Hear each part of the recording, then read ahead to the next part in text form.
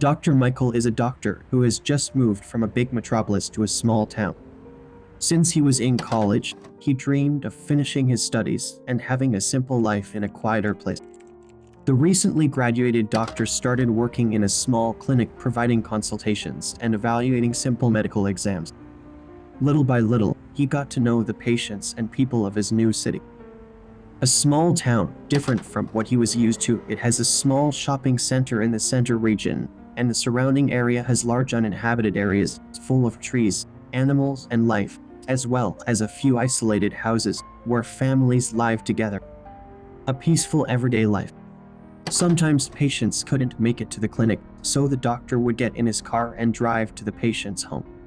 Although the city is simple and has few inhabitants, it has a reasonably large territory, as mentioned before, with houses far from each other, separated by large plots of land covered by grass. This only helps the landscape become more serene and with the therapeutic aspect of this life that Michael chose. Sometimes, he needed to drive around 30 minutes to get to the patient's house, passing through quiet places, without traffic, without noise. He doesn't care. After all, it's very relaxing for him. After a month in the city, on one occasion, a few minutes before the clinic closed, the clinic's staff received a call from a family who needed an urgent doctor. A colleague of Dr. Michael would answer, but was visibly uncomfortable having to answer this call. So Michael asked to answer in his place, as he believed his colleague already wanted to go home. The colleague was grateful, and Michael didn't mind going. After all, the family house was in a part of the city that he had always been curious to visit. It was a little further away, about 15 minutes to get there, but he passed through a simple road with beautiful landscapes. With sunset approaching, as it was already close to 6 o'clock in the afternoon, Michael began driving to the family's address.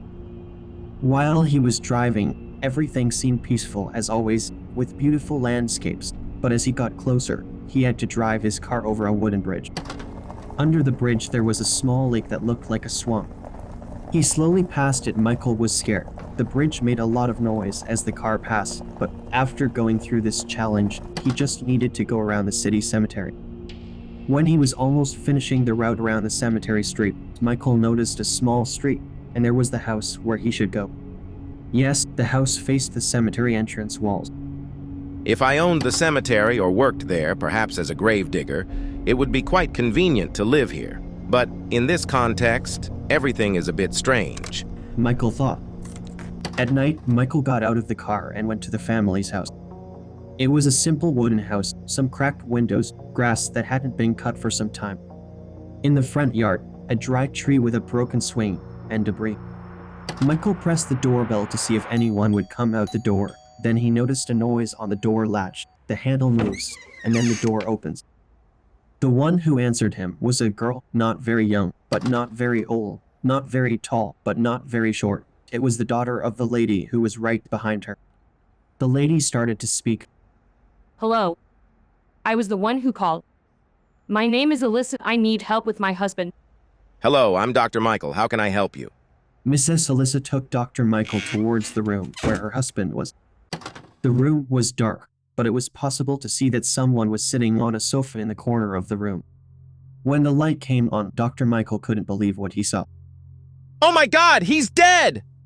Dr. Michael was horrified, as he was not only dead, he was already in an advanced state of putrefaction. Don't worry, he's just sleeping. Wake up, Tom, the doctor has arrived.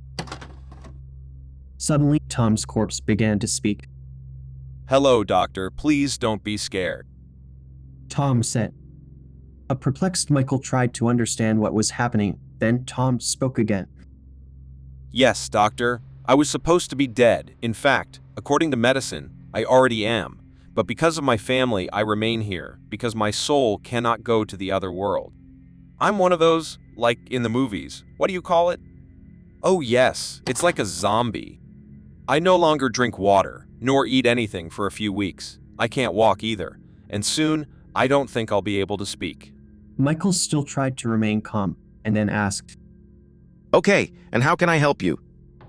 There's nothing you can do, doctor. I don't think you took that class in medical school. Ha ha ha. Tom said as he let out a laugh and then proceeded. It was my wife who called the doctor? didn't she say?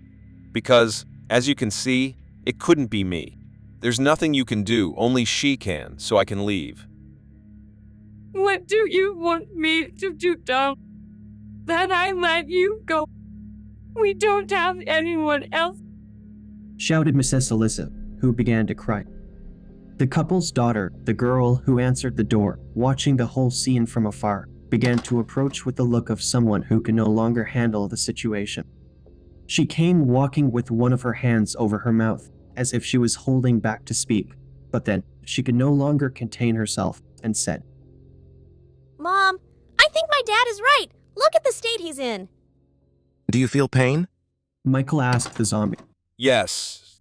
Said the zombie. No. Said the lady. Of course, Mom. He is suffering. Replied the daughter. Dr. Michael didn't know what he should do, whether to run away or try to resolve that family situation. The only thing he knew was that the useful thing he would practice there was medicine. He actually thought about running away at the first opportunity, but he took courage and started trying to mediate the situation. Look, ma'am, honestly, everything I'm going to say now has nothing to do with being a doctor or not. After all, there's nothing I can do with my knowledge. The only thing I can do, since I'm here, is try to be a person who helps someone else, nothing more. I just wanted to understand, how did this happen? He had been ill for many years. The situation was only getting worse and worse. He was bedridden, and it only took a few weeks for him to die. He died in bed, and I started crying a lot. While my daughter consoled me, saying that we should accept that, I started screaming a lot and started asking for that not to happen. I started praying, I started screaming, and before we knew it, he came back to life.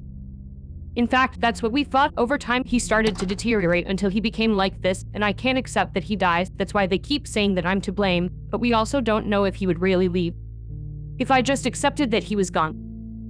I'm already dead, and it hurts like hell. There's no use in medicine. She doesn't understand. The only way to get rid of this pain is to let my soul take its natural course. My soul is trapped in a body that it can no longer inhabit. You understand? If anyone has any doubts about what I'm saying, come over here and examine my vital signs. Michael walked towards Zombie Tom. He measured his pressure, breathing, heartbeat, everything possible, and said, Yeah, I think you're really dead. But I don't understand why he feels pain, since nothing is working anymore. In fact, not even because he can speak, hear, and think. It's not a pain like when I was alive. It's something that only those who are in my place can feel. As for the rest of what you said, I also don't know how I can speak, hear, and think. You know, I've never died before. I'm having this experience now.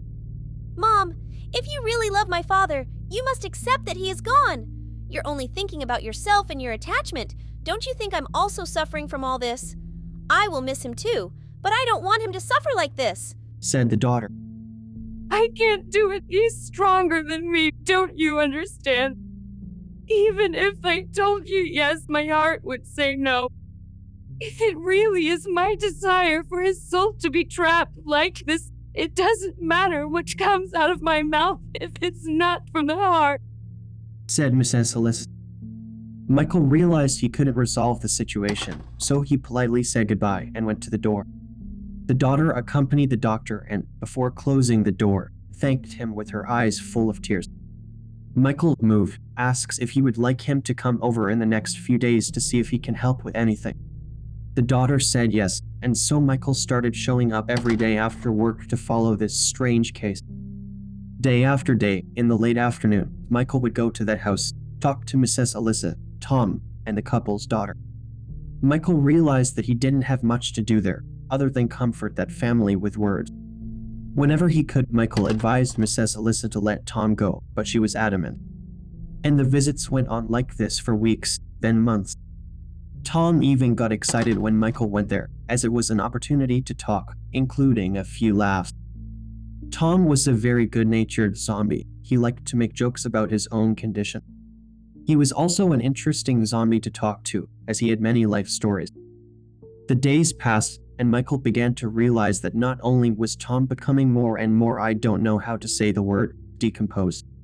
So, on a Friday, after work, Dr. Michael went to the house as usual, convinced that he should talk more seriously about Mrs. Alyssa's health, which was already deteriorating at that time. Arriving at the place, after being greeted by the couple's daughter, Michael went to speak to Mrs. Alyssa. Lady Elisa, you need to consider letting Tom's spirit go, as you are also being consumed and will end up dying like him, said Dr. Michael. She was also convinced of this doctor. She said in prayer that she would let him go, said the daughter. Okay, and when was that? It worked? Michael said. It was just a few minutes ago, and actually, no, it didn't work. We thought his soul would leave as a result, but that didn't happen. We think this happened because no matter how many times my mother said those words, deep in her heart, she cannot live without my father, said the couple's daughter. Yes, doctor, I know it's best to let my husband's spirit go, and I want that to happen for his sake, but you know what feelings are like. I can think and act toward letting his soul go, but I can't control my heart about it. Michael nodded understandingly, understanding Lady Alyssa. Then, everyone went to the bedroom to stay with Tom for a while. The couple's daughter and Michael sat on chairs close to the wall, while Mrs. Alyssa stayed next to her husband, sitting close to the edge of the bed. Everyone was talking as usual. They spent around an hour talking, until suddenly, while they were talking, Tom closed his eyes and stopped moving. Quickly, everyone concluded that his soul could finally rest in peace. Lady Elisa, I think it worked. You managed to let him go, Michael said, happy to see the spirit freeing itself. There was silence in the room, and when Michael looked at Mrs. Alyssa, she passed out with her arms and face on the bed, as if she were sleeping peacefully. However, she was not sleeping. In fact, Michael's predictions unfortunately came true, and Mrs. Alyssa passed away. The couple's daughter burst into tears after losing both her father and mother in such a strange way at the same moment. Michael went to measure Mrs. Alyssa's signs to confirm her death. When he got closer, he saw that she had a paper in her right hand. He took the paper and realized it was a note, which said, I'm sorry, my daughter, but I knew this would happen, and I didn't tell you because I didn't want you to suffer. I wanted to let your father go because I knew it was for the best. But my heart wouldn't let me, and that desire seemed to keep him tied here. However, a few days ago, my intuition told me that my days were coming to an end. Soon I realized that the moment my time came, my desire would fade, and with it, what bound your father to this life as well. So I cherished every moment of my last days by your side and his, even under these circumstances, until naturally, my time to leave also arrived. I know he'll be upset with me for keeping him here much longer than expected, but I know he'll forgive me because we love each other deeply. Even in difficult times, life is an incredible experience, and I know talking to the doctor made his final days happier. We love you, my daughter, and please know that we are happy and well in paradise. Michael noticed Mrs. Alyssa's face, and noticed that she died with a tear running down her face, but with a smile on her lips. At that moment, he was sure that Mrs. Alyssa and her husband were together, happily ever after, as she wished.